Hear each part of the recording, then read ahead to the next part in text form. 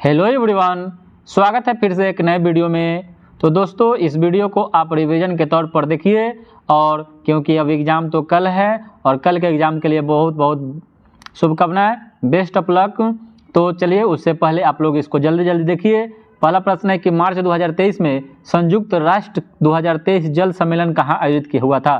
तो संयुक्त राष्ट्र 2023 जल सम्मेलन कहाँ आयोजित हुआ था, तो यह न्यूयॉर्क में हुआ था। ठीक है, और संयुक्त राष्ट्र का स्थापना 24 अक्टूबर 1945 को हुआ था। इसका मुख्यालय कहाँ है, तो न्यूयॉर्क में है।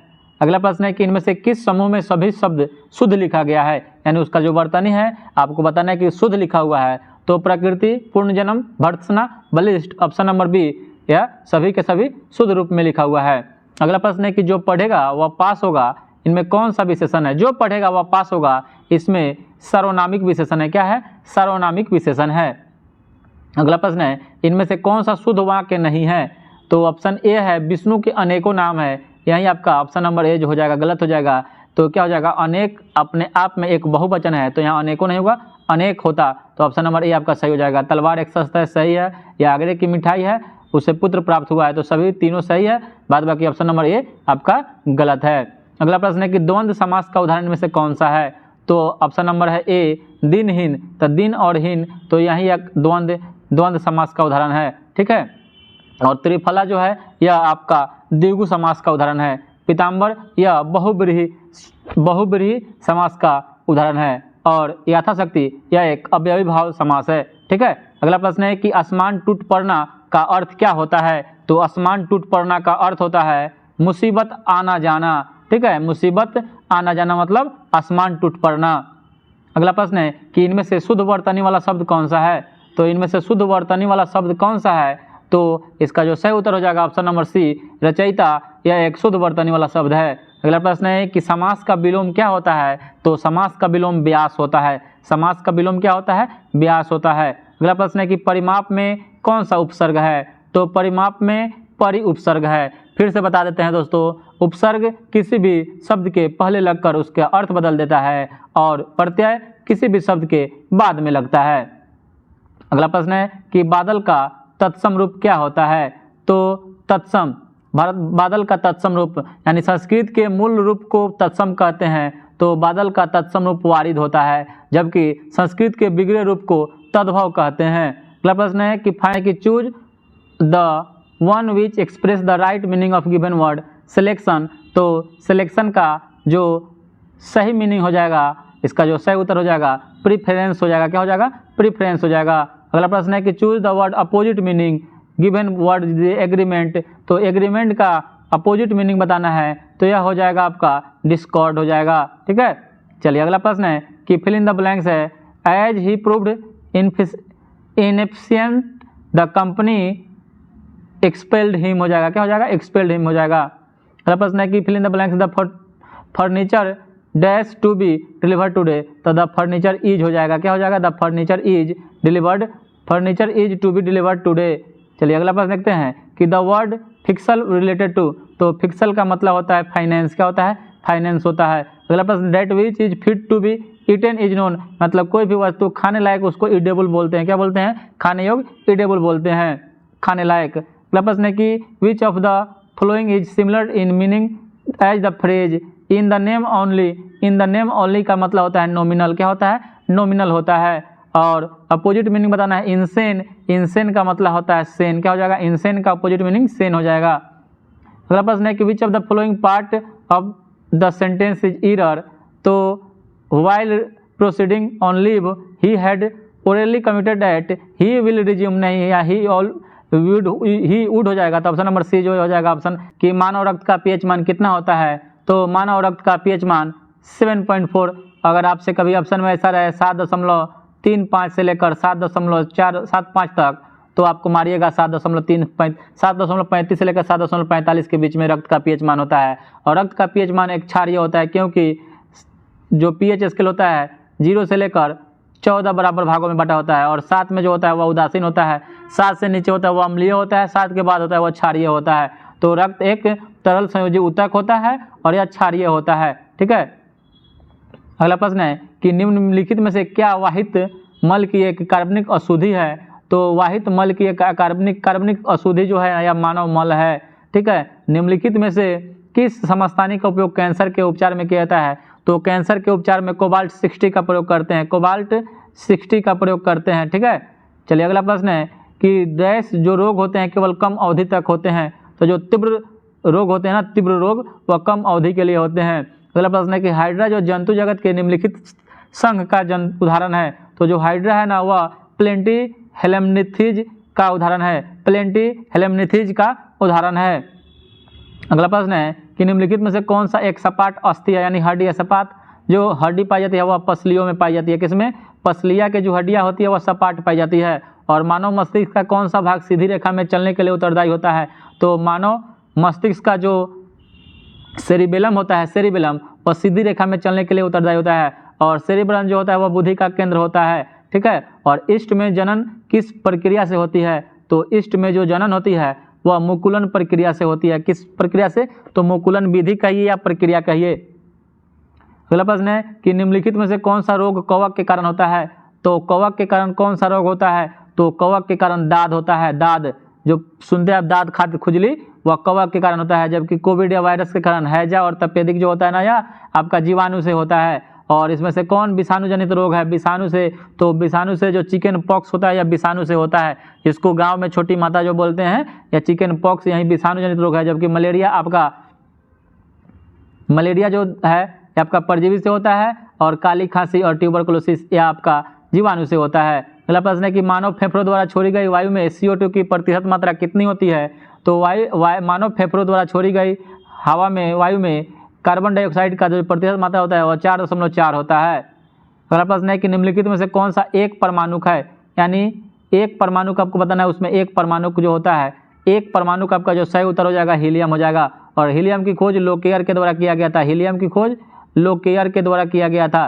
ठीक है, और हीलियम एक अक्रिय गैस है। ठीक है, अगला प्रश्न है कि कुछ पौधों के तने हरे और कोमल होते हैं, उनकी कई शाखाएं होती हैं, उन्हें क्या कहते हैं? तो उसको हर्ब्स बोलते हैं। क्या बोलते हैं? हर्ब्स बोलते हैं। निम्न से किसे पादप कोशिका का रसोई घर कहते हैं? तो पादप कोशिका का रसोई घर हरित लवक को कहा जाता है। और लवक 3 प्रकार का होता है, हरित लवक, अवर्णी लवक और वर्णी लवक। ठीक है, जो हरित लवक होता है या पत्ता में होता है, अवर्णी लवक या जड़ में होता है, वर्णी लवक जो इसके रंग को देता है। ठीक है, जैसे आपका टमाटर का लाल रंग लाइकोपीन के कारण होता है। ठीक है, तो यह वर्णी लवक के कारण होता है। जीवों में समानता और अंतर से संबंधित विज्ञान को क्या कहते हैं? तो जीवों में समानता और अंतर से संबंधित विज्ञान को क्या कहते हैं? तो इसको अनुवांशिकी कहते हैं। और अनुवांशिकी का पिता ग्रेगर जोहान मेंडल को कहा जाता है। ठीक है, और पारिस्थितिकी तंत्र का पिता एजी टांसले को कहा जाता है। अगला प्रश्न है कि प्रोटीन कहाँ बनता है? यानी प्रोटीन का जो संश्लेषण राइबोसोम में होता है वही प्रोटीन बनता है। ठीक है, और राइबोसोम जी पैलाडे इसका खोज किया था। और प्रोटीन की फैक्ट्री राइबोसोम कहलाता है। ठीक है, और निम्नलिखित में से कौन सा अभिलेख न्यायालय है? तो अभिलेख न्यायालय सर्वोच्च और उच्च न्यायालय दोनों अभिलेख न्यायालय होते हैं। ठीक है, सर्वोच्च न्यायालय की स्थापना 1950 ईस्वी में हुआ था, यह अनुच्छेद 124 में है, और उच्च न्यायालय 214 में है। अगला प्रश्न है कि निम्नलिखित में से किस नदी में माजुली नदीय द्वीप स्थित है? तो विश्व का सबसे जो बड़ा नदी द्वीप है वह माजुली है, जो ब्रह्मपुत्र नदी पर है और असम राज्य में है। और इसी असम राज्य में सबसे छोटा नदी द्वीप उमानंदा है, ये भी ब्रह्मपुत्र नदी पर है। और विश्व का सबसे छोटा नदी द्वीप भी है जो उमानंदा है, उसका नाम याद रखिएगा। ठीक है, और गंगा, ब्रह्मपुत्र, गोदावरी, कृष्णा ये सभी डेल्टा का निर्माण करती है। ठीक है, और नर्मदा और ताप्ती 2 नदियाँ हैं जो एस्चुरी का निर्माण करती है, जो अरब सागर में गिरती है। अगला प्रश्न है कि निम्नलिखित में से कौन सही सुमेलित है? तो विश्व भ्रष्टाचार विरोधी दिवस 1 जुलाई को गलत है। विश्व जनसंख्या दिवस 11 दिसंबर को मनाया जाता है, ये भी गलत दिया हुआ है। और राष्ट्रीय सांख्यिकी दिवस जो मनाया जाता है यह 29 जून को मनाया जाता है, सही है। पीसी महानलोबिस के जन्मदिन पर मनाया जाता है। ठीक है, अगला प्रश्न है कि टाई ब्रेकर शब्द जो है का संबंध किस खेल से है? तो टाई ब्रेकर शब्द का संबंध फुटबॉल और हॉकी दोनों से है, तो इसके लिए ऑप्शन नंबर आपका डी सही हो जाएगा। अगला प्रश्न है कि पटना हाईकोर्ट की स्थापना कब हुई थी? तो पटना हाईकोर्ट की स्थापना 3 फरवरी 1916 ईस्वी को हुआ था, डेट याद रखिएगा। ठीक है, यह बिहार पुलिस में विथ डेट के साथ पूछा हुआ प्रश्न है। और संयुक्त राष्ट्र संघ यूएन का मुख्यालय कहाँ है? तो इसका मुख्यालय न्यूयॉर्क में है। कहाँ है? न्यूयॉर्क में। और इसका स्थापना 1945 को था, 24 अक्टूबर को। ठीक है, चलिए अगला प्रश्न है कि श्वेत क्रांति का संबंध किससे है? तो श्वेत क्रांति का संबंध दुर्ग से है। और जो श्वेत क्रांति हुआ था यह 1970 के दशक में हुआ था। डॉक्टर वर्गीज कुरियन इसके सूत्रधार माने जाते हैं। अगला प्रश्न है कि भगवान बुद्ध ने अपने पहला धर्मोपदेश कहाँ दिए थे? तो भगवान बुद्ध ने अपना धर्मोपदेश पहला जो दिए थे सारनाथ ऋषिपट्टनम में दिए थे, जिसको बौद्ध ग्रंथ में धर्मचक्र परिवर्तन के नाम से जाना जाता है। बोध गया में इनको ज्ञान की प्राप्ति हुई थी और सांची का संबंध बुद्ध भगवान के जीवन से नहीं है। इसका निर्माण अशोक के द्वारा कराया गया था। पूछता है कि बुद्ध सांची का जो स्तूप है यह बुद्ध भगवान से रिलेटेड है कि नहीं? तो नहीं है, ठीक है। और कुशीनगर में इनको निर्माण की प्राप्ति हुई थी, जिसको बौद्ध ग्रंथ में महापरिनिर्वाण कहा गया है। और जब इन्होंने गृह त्याग किया था उसको बौद्ध धर्म में महाभिनिष्क्रमण कहा गया है। अगला प्रश्न है कि भूमध्य रेखा निम्नलिखित में से किस देश से होकर नहीं गुजरती है? तो भूमध्य रेखा विश्व के 13 देशों से होकर गुजरती है, जिसमें से केन्या, इंडोनेशिया और ब्राजील से होकर गुजरती है, जबकि मैक्सिको से होकर नहीं गुजरती है, ठीक है। चलिए अगला प्रश्न देखते हैं कि 1936 में नौजवान सभा किसके द्वारा बनाई गई थी? तो 1926 में नौजवान भारत सभा ने कि गांधी जी द्वारा निम्न में से कौन सा समाचार पत्र शुरू किया गया था? तो गांधी जी द्वारा यह यंग इंडिया जो समाचार पत्र था यह गांधी जी के द्वारा शुरू किया गया था, जबकि नेशनल हेराल्ड जो यह पत्रिका था यह जवाहरलाल नेहरू के द्वारा शुरू किया गया था, ठीक है। और जब एक और क्वेश्चन आपसे पूछता है कि जब महात्मा गांधी दक्षिण अफ्रीका में थे तो कौन सी पत्रिका शुरू किए थे? तो इंडियन ओपिनियन, याद रखिएगा दोस्तों, इंडियन ओपिनियन। और डेनमार्क की संसद का क्या नाम है? तो डेनमार्क की संसद का नाम फोल्केटिंग है। डेनमार्क की संसद का नाम फोल्केटिंग है, ठीक है। और भारत की संसद का नाम संसद ही है, ठीक है। अमेरिका के संसद का नाम कांग्रेस है। और फ्रांस और जो पाकिस्तान है उसका संसद का नाम नेशनल असेंबली है। अगला प्रश्न है कि निम्नलिखित में से कौन सा थर्मल पावर प्लांट बिहार में स्थित नहीं है? तो बिहार में यह औरैया जो थर्मल पावर प्लांट है यह यूपी उत्तर प्रदेश में स्थित है, जबकि मुजफ्फरपुर, बरौनी और कहलगांव यह थर्मल पावर प्लांट बिहार में स्थित है। और कनिष्क के शासनकाल में बौद्ध संगीति का आयोजन कहाँ हुआ था? तो कनिष्क के शासनकाल में चतुर्थ बौद्ध संगीति जो हुई थी या कुंडलवन जम्मू कश्मीर में हुआ था, ठीक है। अगला प्रश्न है कि भारत का कौन सा राज्य चाय का सबसे बड़ा उत्पादक है? तो भारत का जो राज्य है या असम जो राज्य है यह चाय का सबसे बड़ा उत्पादक राज्य है, ठीक है। और प्राचीन भारत का सुप्रसिद्ध व्यक्ति पाणिनि कौन था? तो पाणिनि जो था ना यह एक व्याकरण शास्त्री था। क्या था? व्याकरण शास्त्री था। अगला प्रश्न है कि नियाग्रा जलप्रपात कहाँ स्थित है? तो नियाग्रा जो जलप्रपात है यह यूएसए और कनाडा के सीमा पर है। अगला प्रश्न है कि भारत में कुषाण वंश की स्थापना किसके द्वारा की गई थी? तो भारत में कुषाण वंश की स्थापना कुजुल कटफिसस के द्वारा किया गया था, जबकि कुषाण वंश का वास्तविक संस्थापक विम कटफिसस को माना जाता है। और इसी विम कटफिसस के शासनकाल में सोने के सिक्के जारी किया गया था, जबकि कुषाण वंश का महान शासक कनिष्क को माना जाता है। अगला प्रश्न है कि ग्रेट डिवाइडिंग रेंज किस देश में स्थित है? तो ग्रेट डिवाइडिंग रेंज यह ऑस्ट्रेलिया में स्थित है। कहाँ है? ऑस्ट्रेलिया में है। अगला प्रश्न है कि विटीकल्चर का संबंध किसके उत्पादन से है? तो विटीकल्चर का संबंध या अंगूर के उत्पादन से है। किसके उत्पादन से? अंगूर के उत्पादन का संबंध विटीकल्चर से है। अगला प्रश्न है कि ओजोन परत मुख्यतः कहाँ पाई जाती है? तो जो ओजोन परत है यह स्ट्रेटोस्फीयर यानी समताप मंडल में पाई जाती है। ट्रोपोस्फीयर में सारी मौसमी घटनाएं होती है जिसको क्षोभ मंडल कहते हैं, ठीक है। और रेडियो तरंगे जो होती है आयनोस्फीयर में पाई जाती है। और ओजोन परत लगभग 50 किलोमीटर के क्षेत्र में पाई जाती है, ठीक है। और ओजोन परत के छिद्र के लिए जिम्मेदार जो गैस है CFC है, क्लोरोफ्लोरोकार्बन है, ठीक है। अगला प्रश्न है कि 1857 की क्रांति को किसने पूर्णतः सिपाही विद्रोह कहा था? तो 1857 की क्रांति को किसने पूर्णतः सिपाही विद्रोह कहा था? तो इसको लॉरेंस और सीले ने कहा था। किसने? लॉरेंस और सीले ने। अगला प्रश्न है कि संसद में निहित है, तो संसद किसको किसको मिलाकर बनता है? तो यह लोकसभा, राज्यसभा और राष्ट्रपति को मिलाकर बनता है। याद रखिएगा सरला, ठीक है दोस्तों, सरला। स से संसद अनुच्छेद 79 में है, र से राज्यसभा 80 में है, लोकसभा अनुच्छेद 81 में है। याद करने के लिए बता दिए दोस्तों, अगर पूछे से संसद का जो अनुच्छेद यानी संसद का गठन अनुच्छेद कितना में है? तो 79 में है। राज्यसभा का जिसको उच्च सदन के नाम से जानते हैं 80 में है, और लोकसभा जिसको निम्न सदन के नाम से जानते हैं यह 81 में है। दोस्तों थोड़ा तेजी में इसलिए बता रहे हैं क्योंकि यह रिवीजन है और समय नहीं है, ठीक है। और राष्ट्रपति तो जानते हैं अनुच्छेद 52 में है। बौद्ध संगीति के अध्यक्ष कौन थे? तो तृतीय बौद्ध संगीति के अध्यक्ष मुकलिपुत्र से, और यह अशोक के शासनकाल में पाटलिपुत्र में हुआ था। कहाँ हुआ था? पाटलिपुत्र में हुआ था, ठीक है। अगला प्रश्न है कि बेमेल जोड़े को पहचान करना है। पंचतंत्र के लेखक विष्णु शर्मा सही है, रत्नावली के लेखक हर्षवर्धन सही है, अर्थशास्त्र के चाणक्य सही है, और राजतरंगिणी के लेखक कलहन है। यही आपका गलत है, तो ऑप्शन नंबर का डी बेमेल हो जाएगा। अगला प्रश्न है कि लाल सागर एवं अरब सागर को कौन सी जल संधि जोड़ती है? तो लाल सागर एवं अरब सागर को बाब एल मंडप जोड़ती है। बाब एल मंडप जोड़ती है। लाल सागर एवं अरब सागर को बाब एल मंडप जोड़ती है। अगला प्रश्न है कि निम्नलिखित में से कौन से राष्ट्रपति के रूप में निर्विरोध निर्वाचित हुए थे? तो निर्विरोध राष्ट्रपति निर्वाचित होने वाले एकमात्र व्यक्ति हैं नीलम संजीव रेड्डी, और राष्ट्रपति बनने से पहले इन्होंने 2 बार लोकसभा का अध्यक्ष बने थे। और बीबी गिरी जब राष्ट्रपति बने थे तो इसमें दूसरे चरण का मतगणना कराना पड़ा था। और भारत के प्रथम उपराष्ट्रपति और बाद में राष्ट्रपति बने सर्वपल्ली राधाकृष्णन, और इन्हीं के जन्मदिन पर शिक्षक दिवस मनाया जाता है 5 सितंबर को। अब प्रथम राष्ट्रपति 2 बार बनने वाले राजेंद्र प्रसाद, इनका संबंध बिहार के जीरादेई से है। अगला प्रश्न है कि स्वतंत्र भारत के प्रथम उप प्रधानमंत्री कौन थे? तो स्वतंत्र भारत के प्रथम उप प्रधानमंत्री सरदार वल्लभ भाई पटेल थे। ठीक है। अगला प्रश्न है कि राज्य पुनर्गठन आयोग के विषय में कौन सा कथन असत्य है? इसकी स्थापना 1953 में हुई थी, सही है। इसके रिपोर्ट के आधार पर 1966 में राज्य पुनर्गठन अधिनियम पारित हुआ, यह गलत है। या 1956 हो जाएगा। ठीक है, 1956 हो जाएगा, ऑप्शन नंबर बी गलत है। और इसने भाषाई राज्यों के निर्माण के लिए सिफारिश किया था, सही है। अगला प्रश्न है कि बिहार सोशलिस्ट पार्टी के संस्थापक कौन थे? तो बिहार सोशलिस्ट पार्टी के संस्थापक जयप्रकाश नारायण थे। और वाई सोशलिज्म पुस्तक भी जयप्रकाश नारायण के द्वारा लिखा गया है। वाई सोशलिज्म, समाजवाद क्यों? अगला प्रश्न है कि निम्न प्रांतों में से किस प्रांत के सत्याग्रहियों की संख्या महात्मा गांधी के दांडी कूच में सर्वाधिक थी?